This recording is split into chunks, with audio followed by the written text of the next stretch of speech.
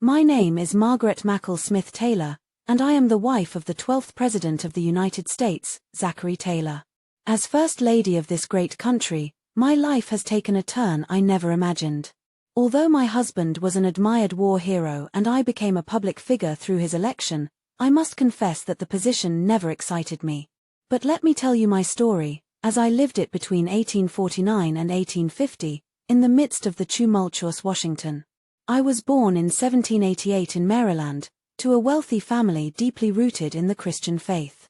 It was in 1810 that I married Zachary, a young army officer at the time. The early years of our marriage were marked by long and sometimes difficult travels, for military life is anything but stable. I followed my husband through the outposts of the West, often in harsh conditions, while raising our 6 children, 2 of whom tragically left us young. These trials shaped me and taught me to appreciate the simplicity and comfort of home. In 1849, when Zachary was elected president, our life changed completely. I was then a woman of middle age, accustomed to quiet and discretion. The idea of becoming First Lady seemed foreign to me, almost intimidating. I had never sought fame or the spotlight. Washington, with its political intrigues, lavish receptions, and protocol requirements, was not an environment in which I thrived. That is why, upon our arrival at the White House, I decided to remain in the background. I preferred to devote myself to my family and to prayer, leaving my daughter Betty to assume the worldly duties of First Lady. During my year in the White House, I often watched with concern the divisions that tore our country apart.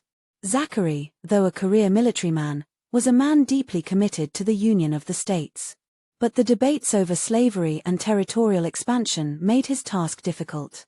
We both knew that these tensions could lead to devastating conflicts.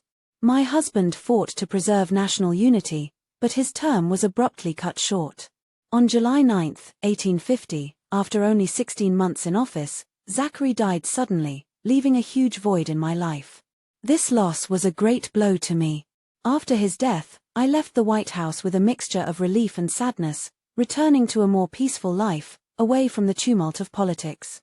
Today, as I look back on this period, I see myself first and foremost as a wife and mother, rather than a public figure. My role in American history is small, but it reflects my dedication to my family and the values that have guided my life.